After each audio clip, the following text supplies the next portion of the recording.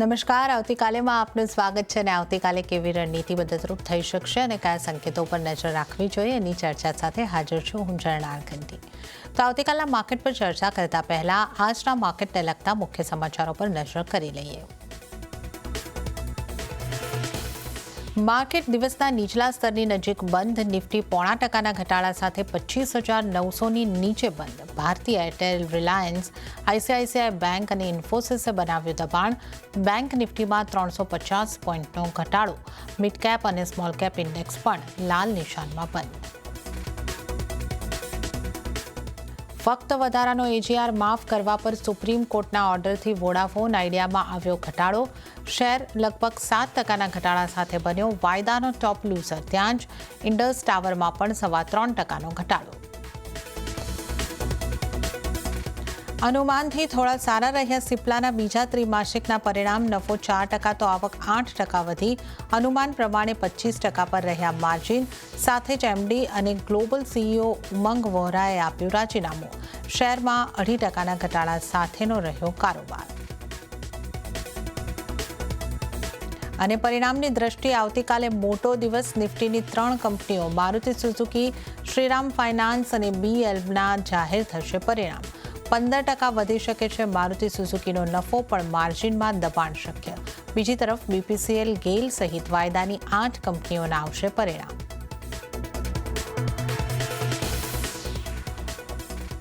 ત્યારે જ આજની માર્કેટ એક્શનની વાત કરી લઈએ તો આજે બજારમાં ઘટાડો આવતો જોવા મળ્યો છે અને આજના દિવસે બજાર લગભગ દિવસના નીચલા સ્તરે બંધ થયા છે. વાત કરી લઈએ સેન્સેક્સની. 0.70%નું દબાણ સેન્સેક્સ પર બન્યું છે અને 84,404નું ક્લોઝિંગ આપણે સેન્સેક્સનું જોઈ શકીએ છીએ. નિફ્ટીની વાત કરીએ તો 0.68%નું દબાણ નિફ્ટી ઉપર બન્યું છે. 25,877ના સ્તર નિફ્ટીમાં આપણે જોઈ શકીએ છીએ. એટલે કે 25,900 નથી જળવાયા આજના દિવસે અને એની નીચેનું ક્લોઝિંગ. મિડ કેપની વાત કરીએ તો ત્યાં 52 પોઈન્ટ એટલે કે 0.09%નું દબાણ અને 60,096 ઉપર મિડ કેપ બંધ થયો છે. અને બેંક નિફ્ટીમાં 0.61%ના દબાણ સાથે 58,031 ઉપર કારોબાર બંધ થતા આપણે જોઈ શકીએ છીએ. એડવાન્સ ડિક્લાઇન રેશિયો જોઈ લઈએ. 1206 શેર આજે ગ્રીન નિશાનની અંદર બંધ થયા છે મજબૂતી સાથે અને એની સામે 1,679 શેર લાલ નિશાનમાં દબાણ તરફ બંધ થયા છે. તો હવે આજના ટોપ લૂઝર અને ટોપ ગેનર જોઈ લઈએ. ટોપ લૂઝરથી શરૂઆત કરીએ. ડોક્ટર રેડ્ડીઝના સ્ટોકની અંદર 3.89% જેટલો ઘટાડો આપણને જોવા મળ્યો છે. સિપ્લા 2.59%નું દબાણ બન્યું. એચડીએફસી લાઈફમાં પણ આજે 1.93%નું દબાણ અને ભારતીય એરટેલની અંદર આજે 1.63%નું દબાણ આપણે જોઈ શકીએ છીએ. ત્યારબાદ ઇન્ટરગ્લોબ એવિએશન, પાવર ગ્રીડ, ટેક મહિન્દ્રા અને બજાજ ઓટોની જો વાત કરીએ તો અહીંયા 1.25% દબાણ બનતા આપણે જોઈ શકીએ છીએ. તો હવે આપણે આવતીકાલના માર્કેટની ચર્ચા કરીએ. પહેલાં વધનારા શેર્સ પણ જોઈ લઈએ. વધનારા શેરમાં કોલ ઇન્ડિયા રહ્યો છે 1.49%ની મજબૂતી. એલએનટીમાં 0.5%ની મજબૂતી. બીએલમાં 0.66%ની મજબૂતી અને હિન્ડાલ્કો 0.60% જેટલો મજબૂત થયો છે. તો આજના વધનારા શેર્સ રહ્યા અને હવે આપણે આવતીકાલના માર્કેટની ચર્ચા કરીશું. આપણી સાથે જોડાયા છે એસએસજે ફાઇનાન્સના વિરલ છેડા. વિરલજી, સ્વાગત છે આપનું સીએનબીસી બજાર પર. અને આજનું આપણે માર્કેટ ક્લોઝિંગ જે રીતનું જોઈ રહ્યા છે, આજે માર્કેટમાં ઘટાડો આવ્યો છે અને આપણે જે રીતે વાત કરી કે 25,900 નથી ટકી શક્યું, તો હવે નિફ્ટીને માટે આપ આગળ કેવી ચાલ જોઈ રહ્યા છો? નિફ્ટીની સ્ટ્રેટેજી માટે કેવી રીતની તમારી સલાહ બનશે?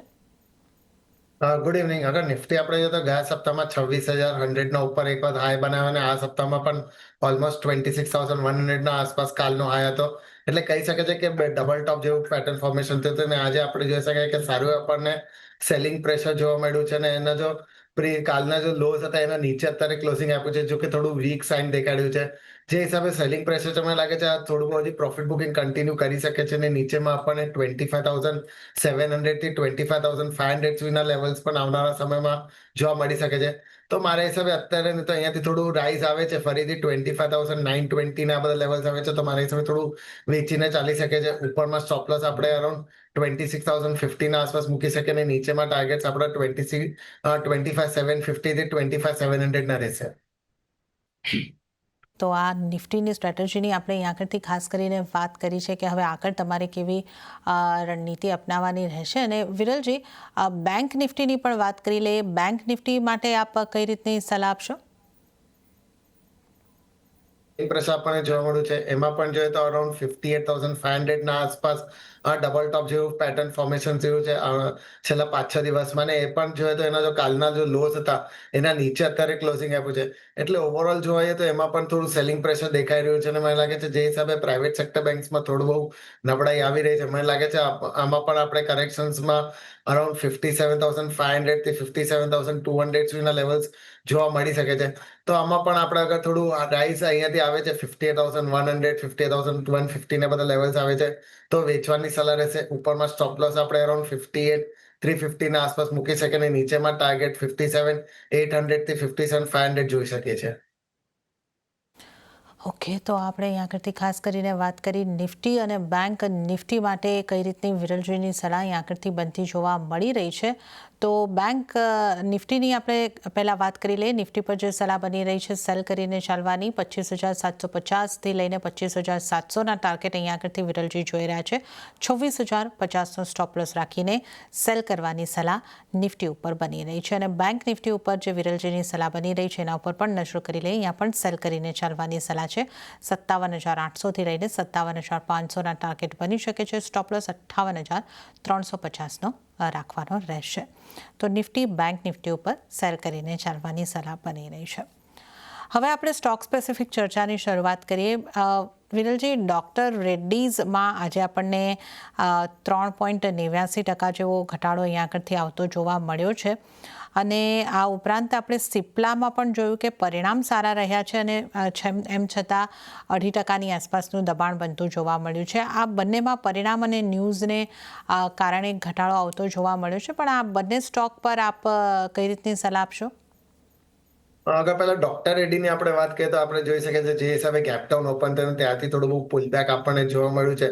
તો લાગી રહ્યું છે અહીંયાથી હજી અપસાઇડ કન્ટિન્યુ કરી શકે છે. એના જો આજના લોસ છે અરાઉન્ડ 1180 ના આસપાસ, એને પ્રીવિયસ લોસ પણ એના આસપાસ જ, એટલે કહી શકે છે કે ત્યાં એક નાનો સપોર્ટ લીધો છે અત્યાર માટે. અગર એ લેવલ્સ બ્રેક નથી કરતો ને ઇન્ટેક્ટ રહે છે ને અહીંયાથી થોડું પણ પુલબેક આવે છે, 1210 ને બધા ક્રોસ કરે છે લેવલ્સ, તો લાગે છે ઉપરમાં ફરીથી 1250 થી 1270 સુધીના લેવલ્સ પણ જોવા મળી શકે છે. એટલે અગર 1-2 દિવસ માટે કોને ટ્રેડ કર્યો તો મારા હિસાબે અહીંયાથી બાય કરીને ચાલી શકે છે. ઉપરમાં ટાર્ગેટ 1250 થી 1270 માટે ને નીચેમાં સ્ટ્રિક્ટ સ્ટોપ લોસ અરાઉન્ડ 1180 ના આસપાસ મૂકી શકે. પણ મારે જેને પણ મારા હિસાબે અગર medium term to long term માટે કરો તો મારા હિસાબે થોડું વેટ એન્ડ વોચ કરવાની સલાહ રહેશે. અગર અહીંયા સ્ટ્રક્ચર અગર સારું બને છે ત્યાર પછી એમાં બાય કરવાની સલાહ રહેશે. સિપ્લાની અગર વાત કરીએ તો એમાં પણ જોઈએ છે આજે ઓલમોસ્ટ 2.5% જેટલો આપણને કરેક્શન્સ જોવા મળી ગયું છે. ને એમાં પણ જોઈએ તો નીચેથી થોડું બહુ પુલબેક આપણે આજે જોઈ શક્યા છે. એમાં પણ જોઈએ તો ઉપરમાં અરાઉન્ડ 1580 થી 1600 ના આસપાસ રેઝિસ્ટન્સ છે. એ બધા અગર લેવલ્સ ઉપરની બાજુમાં ક્રોસ નથી કરતા તો મને લાગે છે અહીંયાથી હજી આ સેલિંગ પ્રેશર હજી નીચે કન્ટિન્યુ કરી શકે છે. ઓવરઓલ જોઈએ તો નીચેમાં 1500 ને આસપાસ સપોર્ટ છે. આ બધા બ્રેક કરે છે તો 1450 સુધી પણ લેવલ જોવા મળી શકે છે. અત્યારે થોડું સાઇડવેઝ છે તો મારા હિસાબે થોડું વેટ એન્ડ વોચ કરવાની સલાહ રહેશે. ઓકે, તો સિપ્લામાં થોડી વેટ એન્ડ વોચની સલાહ. અને ડૉક્ટર રેડ્ડીઝને માટે અહીંયા આગળથી આપણે 1250-1270 સુધીના ટાર્ગેટ જોઈ શકીએ છીએ. પણ થોડું સ્ટ્રક્ચર સુધરે પછી ખરીદારી કરીને ચાલવાની સલાહ. 1180ના સિપ્લા માટે, માફ કરશો, ડૉક્ટર રેડ્ડીઝ માટે તમે અહીંયા આગળથી ટાર્ગેટ ધ્યાને રાખી, સ્ટોપ લોસ ધ્યાને રાખીને ચાલો. તો ફરી એકવાર ડૉક્ટર રેડ્ડીઝના લેવલ રિપીટ કરું છું. 1250થી 1270 ના ટાર્ગેટ, 1180ના સ્ટોપ લોસને માટે ખરીદી કરીને ચાલી શકો છો. તો આ અહીંયા આગળથી આપણે એક જે ફાર્મા સેક્ટર છે એની ખાસ કરીને વાત કરી. HDFC લાઈફના સ્ટોકની આપણે અહીંયા આગળથી વાત કરી લઈએ, જ્યાં 1.93% જેવો ઘટાડો આવતો જોવા મળ્યો. પણ SBI લાઈફમાં એટલો મોટો ઘટાડો આજે નથી રહ્યો. કઈ રીતે તમે ઇન્સ્યોરન્સને લગતા સ્ટોકને જોઈ રહ્યા છો વિરલજી?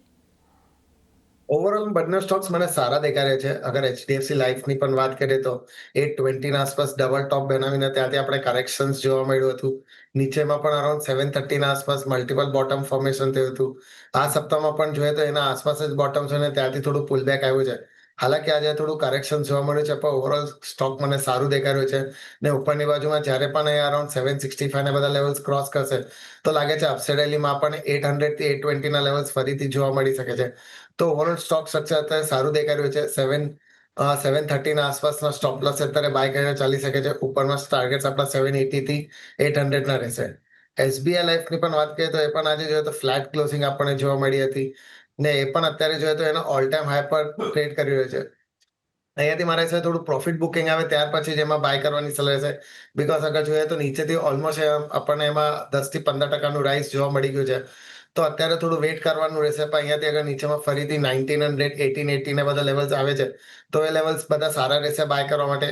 સ્ટોપ લોસ પછી આપણે અરાઉન્ડ 1800 ના આસપાસ મૂકી શકીએ અને ઉપરમાં ટાર્ગેટ્સ આપણને અરાઉન્ડ 2080 થી 2120 સુધીના જોવા મળી શકે છે.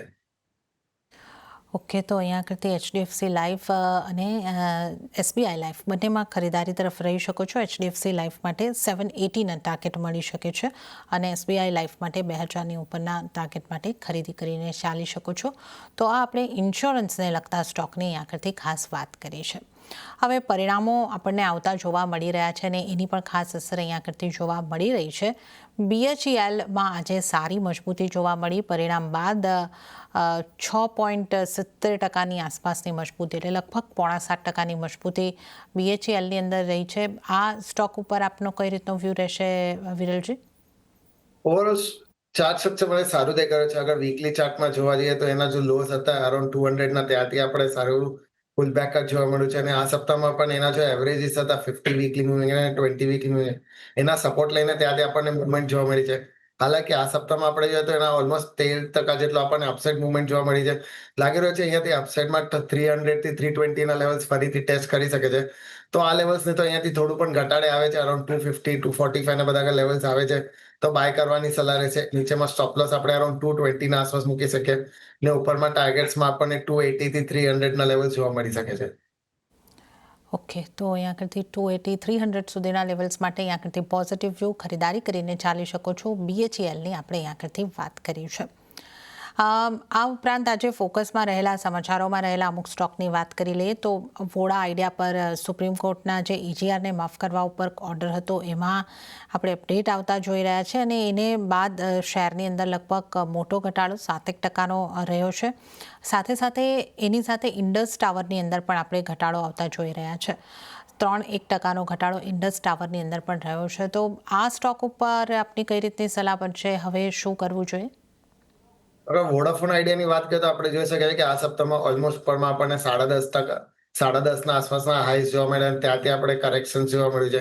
આજે જે હિસાબે એના ન્યૂઝ આવ્યા ત્યાર પછી આપણે વોલ્યુમ સાથે એમાં સેલિંગ જોવા મળી છે.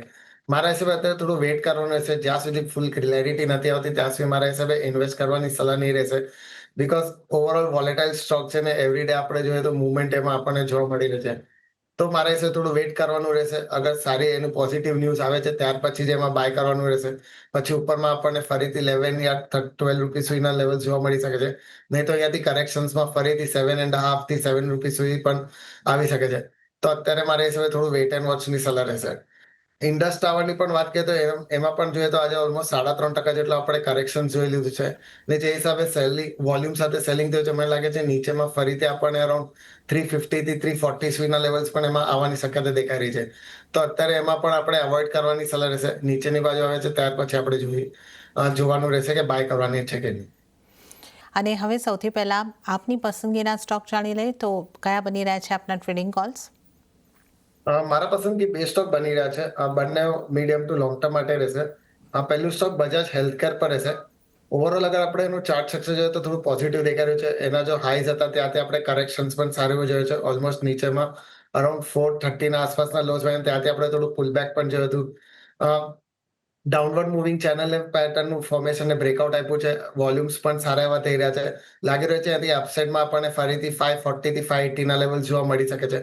તો આ લેવલ્સ પર બાય કરવાની સલાહ રહેશે. નીચેમાં સ્ટોપ લોસ આપણે અરાઉન્ડ 440 ના આસપાસ મૂકી શકીએ અને ઉપરમાં ટાર્ગેટ 540 થી 580 ના રહેશે. સેકન્ડ પિક મારી હુડકો પર રહેશે. એ પણ આજે જોઈએ તો ઓલમોસ્ટ 0.5% જેટલો આપણને અપસાઇડ જોવા મળ્યું છે. એમાં પણ જોઈએ તો નીચેના એના જો લોસ હતા ત્યાં આપણે થોડું પુલબેક પણ જોયું છે. સિમેટ્રિકલ ટ્રાયંગલ પેટર્ન ફોર્મેશન્સ ને છેલ્લા 2 દિવસથી બ્રેકઆઉટ આપ્યું છે. વોલ્યુમ્સ પણ સારા વધી રહ્યા છે. લાગે છે અહીંયાથી અપસાઇડ મુવમેન્ટમાં ફરીથી આપણને ઉપરમાં 260 થી 280 સુધીના લેવલ્સ જોવા મળી શકે છે. તો આ લેવલ્સ પર બાય કરવાની સલાહ રહેશે. નીચેમાં સ્ટોપ લોસ 225 નો મૂકવાનો રહેશે ને ઉપરમાં ટાર્ગેટ્સ આપણા 270 ના રહેશે. ઓકે, તો અહીંયા આગળથી બે જે વિરલજીની પસંદગીના સ્ટોક છે એની આપણે વાત કરી લઈએ. બજાજ હેલ્થકેર પર ખરીદારી કરીને ચાલવાની સલાહ વિરલજીની બની રહી છે. 540થી લઈને 580 સુધીના ટાર્ગેટ માટે 440નો સ્ટોપ લોસ તમારે ધ્યાને રાખવાનો રહેશે. તો બજાજ હેલ્થકેરને બાય કરીને ચાલો. અને બીજી પસંદગી વિરલ છેડાજીની હુડકો પર બની રહી છે. હુડકોમાં 270 સુધીના ટાર્ગેટ માટે ખરીદારી કરીને ચાલો. 225ના સ્ટોપ લોસને ધ્યાને રાખો. તો આ હુડકો અને બજાજ હેલ્થકેર વિરલજીની પસંદગીના સ્ટોક. અને હવે આપણે વધારે સ્ટોકની ચર્ચામાં આગળ વધીએ તો અમુકના રિઝલ્ટ આવતીકાલે છે અમુક કંપનીઓના, જેમાં મારુતિ સુઝુકી અને શ્રીરામ ફાઇનાન્સ પણ સામેલ છે. તો પહેલાં આપણે ઓટો સ્ટોક્સની વાત કરી લઈએ. મારુતિ સુઝુકીને તમે કઈ રીતે જોઈ રહ્યા છો? અહીંયા આગળથી આપની કઈ રીતની સલાહ બનશે? ઓવરઓલ ચાર્ટ આપણે જોઈએ તો એના જો લાસ્ટ 3-4 મંથ્સ પહેલા જોઈએ તો ઓલમોસ્ટ અરાઉન્ડ 12,000 ના આસપાસ ટ્રેડ કર્યો હતો અને ત્યાર પછી આપણને મુવમેન્ટમાં ઉપરમાં અરાઉન્ડ અત્યારે 16,000 ના આસપાસ ટ્રેડ કરતો દેખાઈ રહ્યો છે. ઓવરઓલ અત્યારે જોઈએ તો છેલ્લા 15-20 દિવસથી એક રેન્જમાં ટ્રેડ કર્યો છે. નીચેની બાજુમાં 15,700 અને ઉપરના 16,700 એટલે 1,000 પોઈન્ટ્સના રેન્જમાં ટ્રેડ કરે છે.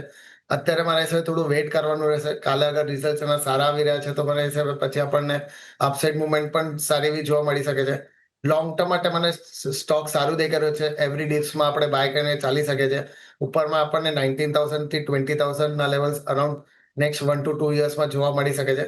તો ઓવરઓલ ચાર્ટ સ્ટ્રક્ચર સારું દેખાઈ રહ્યું છે. બધું આપણે કાલે એના રિઝલ્ટ આવે છે એના પછી આપણે મારા હિસાબે ટ્રેડ કરવાનું રહેશે. સેકન્ડ, શ્રીરામ ફાઇનાન્સની પણ અગર વાત કરીએ તો એ પણ આજે જોઈએ તો ઓલમોસ્ટ ફ્લેટ ક્લોઝિંગ આપણને એમાં જોવા મળી રહ્યું છે. અત્યારે જોઈએ તો એ એના ઓલ ટાઈમ હાઈ પર ટ્રેડ કરે છે. એના જો પ્રીવિયસ હાઈઝ હતા અરાઉન્ડ 712, તે લેવલ્સમાં આપણે જોઈએ તો મલ્ટિપલ ટોપ જે પેટર્ન ફોર્મેશન થઈ રહ્યું હતું ને અત્યારે એના ઉપર અત્યારે ક્લોઝિંગ આપી રહ્યો છે. ઓવરઓલ ચાર્ટ સારું દેખાઈ રહ્યો છે અને ઉપરમાં મને લાગે છે 800 થી 850 ના લેવલ્સ મીડિયમ ટર્મમાં આપણને જોવા મળી શકે છે અને લોંગ ટર્મ માટે કોઈ મૂકે છે તો અરાઉન્ડ 1,000 સુધીના લેવલ્સ પણ આવી શકે છે. તો એવરી ડિપ્સમાં એમાં બાય કરવાની સલાહ રહેશે. સ્ટોપ લોસ થોડું નીચેની બાજુ આવે છે ઓલમોસ્ટ અરાઉન્ડ 620 ના આસપાસ ને ઉપરમાં આપણે ટાર્ગેટ્સ મીડિયમ ટર્મ માટે અરાઉન્ડ 850 અને લોંગ ટર્મમાં 1,000 ના લેવલ્સ જોવા મળી શકે.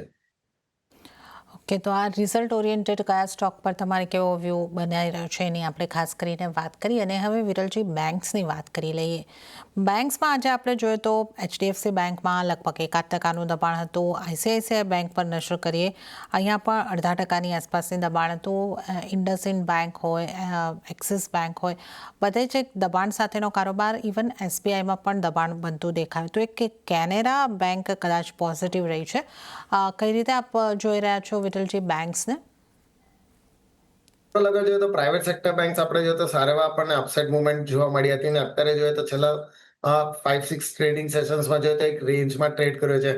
HDFC બેંકની પણ વાત કરીએ તો એના જો પ્રીવિયસ હાઈસ હતા એના આસપાસ જ અત્યારે હાઈસ બન્યો છે. એટલે જોઈ શકે છે કે ડબલ ટોપ જેવું પેટર્ન ફોર્મેશન થયું હતું ને અત્યારે એક રેન્જમાં ટ્રેડ છે. નીચેની બાજુમાં અગર 990, 980 ને બધા લેવલ્સ બ્રેક કરે છે તો લાગે છે કરેક્શન્સમાં ફરીથી આપણને 940 ના લેવલ સુધી જોવા મળી શકે છે. ઓવરઓલ પ્રાઇવેટ સેક્ટર બેંક્સ મને થોડી વીક દેખાઈ રહી છે એટલે અત્યારે થોડું અવોઇડ કરવાની સલાહ છે.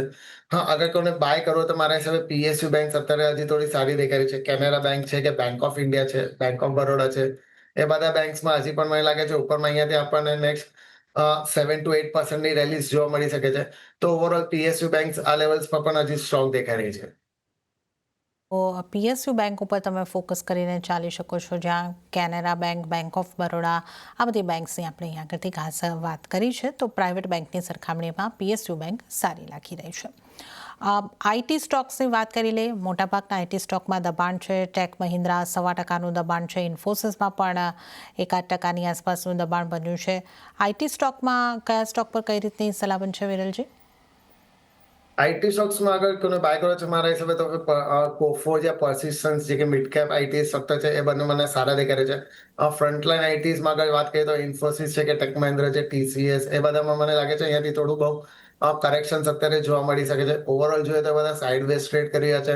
અને મને લાગે છે અહીંયાથી આપણને નેક્સ્ટ 2 to 3% જેટલું કરેક્શન જોવા મળી શકે છે. તો આગળ અહીંયાથી જો અપસાઇડ મુવમેન્ટ સારી એવી આપણને જોવા મળી છે તો મને લાગે છે પર્સિસ્ટન્સ કે કોફો જે બંને સ્ટોક્સ મને અત્યારે સારા દેખાય છે અને મને લાગે છે અહીંયાથી એમાં હજી આપણને 5 to 6% નું અપસાઇડ મૂવ મળી શકે છે. તો એ બંને સ્ટોક્સમાં બાય કરીને ચાલી શકે છે. ઓકે, પર્સિસ્ટન્ટ અને કોફોર્જ મિડ કેપ આઈટી સ્ટોક ઉપર તમે ધ્યાન આપો અને આ બંને સ્ટોક ઉપર ખરીદારી કરીને ચાલવાની સલાહ આઈટી સ્ટોક્સમાંથી બનતી જોવા મળી રહી છે. વાત કરી લઈએ ચેન્નઈ પેટ્રોની, જે આજે 8% ઉપર લગભગ 8.9% જેવો મજબૂત થતો આપણને જોવા મળ્યો છે. ચેન્નઈ પેટ્રોની વાત જો કરીએ તો એના ચાર્ટ તમને કેવા લાગે છે? ઓવરઓલ જોઈએ તો એના લોસ અત્યારે જોઈએ તો અગર માર્ચ મહિનામાં અરાઉન્ડ 430 ના આસપાસના લોસ હતા, ત્યારથી ઓલમોસ્ટ ડબલ થઈ ગયો છે ને ઓવરઓલ જે હિસાબે વોલ્યુમ સાથે અપસાઇડ મુવમેન્ટ આપે છે મને લાગે છે હજી આ કન્ટિન્યુ કરી શકે છે અને ઉપરમાં આપણને આવનારા સમયમાં 1000 થી 1200 ના લેવલ્સ જોવા મળી શકે છે. તો ઓવરઓલ ચાર્ટ સ્ટ્રક્ચર સારું દેખાઈ રહ્યું છે. એવરી ડેઝમાં આપણે બાય કરી ચાલી શકે છે.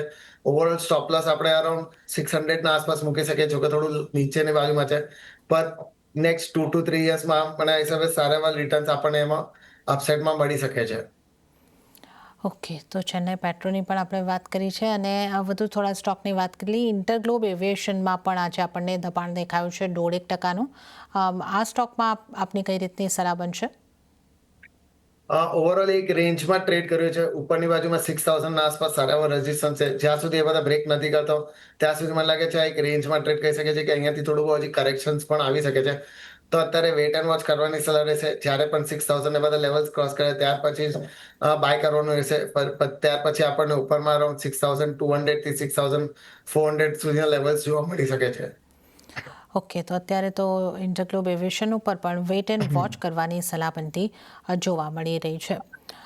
ત્યારે જ હવે રિલાયન્સની વાત કરી રહી. રિલાયન્સના સ્ટોકમાં પણ આજે આપણે ઘટાડો આવતો જોયો છે અને આ સપ્તાહ દરમિયાન એક સારી મજબૂતી બતાવ્યા બાદ આજે એક ઘટાડા તરફ માહોલ બનતો દેખાયો. અહીંયા આપની કઈ રીતની સલાહ બનશે? રિલાયન્સ આપણે ઓવરઓલ આ મહિનામાં જોઈએ તો નીચેના જો લેવલ્સ હતા અરાઉન્ડ 1350, ત્યાંથી આપણે જોઈએ તો ઓલમોસ્ટ 150 પોઈન્ટ્સને આપણને અપસાઇડ મુવમેન્ટ જોવા મળી ગઈ છે. એટલે ઓલમોસ્ટ 10% જેટલું થઈ ગયું છે. લાગે છે અહીંયાથી થોડું બહુ પ્રોફિટ બુકિંગ આવી શકે છે. ફરીથી આપણને નીચેમાં 1440 થી 1420 સુધીના લેવલ્સ જોવા મળી શકે છે. તો અત્યારે થોડું વેટ કરવાનું રહેશે. અહીંયાથી કરેક્શન્સ આવે ત્યાં એ લેવલ્સ પર આપણે ડિપ્સમાં બાય કરી શકે છે. લોંગ ટર્મ માટે સ્ટોક સારું દેખાઈ રહ્યું છે અને ઉપરમાં મારા હિસાબે નેક્સ્ટ 1 to 2 યર્સમાં આપણને 1600 થી 1700 સુધીના લેવલ્સ પણ જોવા મળી શકે છે. તો overall chart structure long term માટે સારું છે, પણ ડિપ્સમાં આવે ત્યારે બાય કરવાનું રહેશે. ઓકે, લોંગ ટર્મ માટે ડીપમાં બાય કરો અને 1 to 2 યરમાં 1600-1700ના ટાર્ગેટ અહીંયા આગળથી બનતા જોવા મળી શકે છે. અને એક ડિસ્ક્લેમર આપી દઈએ, આપ જે ચેનલ જોઈ રહ્યા છો CNBC બજાર, એનો કાર્યભાર નેટવર્ક 18 અને CNBC TV 18નું સ્વતંત્ર મીડિયા ટ્રસ્ટ ધરાવે છે, પણ આનાથી થતા આર્થિક લાભ રિલાયન્સ ઇન્ડસ્ટ્રીઝને મળે છે. અને આ ડિસ્ક્લેમર બાદ વિરલજી, સમય હવે થઈ રહ્યો છે આપની પાસેથી પણ રજા લેવાનો, તો આપના કોઈ ડિસ્ક્લોઝર? જે પણ સ્ટોક આપણે ડિસ્કસ કર્યા પર્સનલ હોલ્ડિંગ કેના પર નથી, પણ કંપનીના ક્લાયન્ટ અને એસોસિએટની હોઈ શકે છે. જી વિરલજી, અને આપનો ખૂબ ખૂબ આભાર અમારી સાથે આ શો પર જોડાવા બદલ અને તમામ સ્ટોક્સ અંગે ચર્ચા કરવા બદલ. અને આ સાથે જ આવતીકાલેમાં હાલ પૂરતું આટલું જ. હાલ મને પણ આપશો રજા, પણ વધુ અપડેટ અને સમાચારો માટે આપ જોતા રહો CNBC બજાર. નમસ્કાર.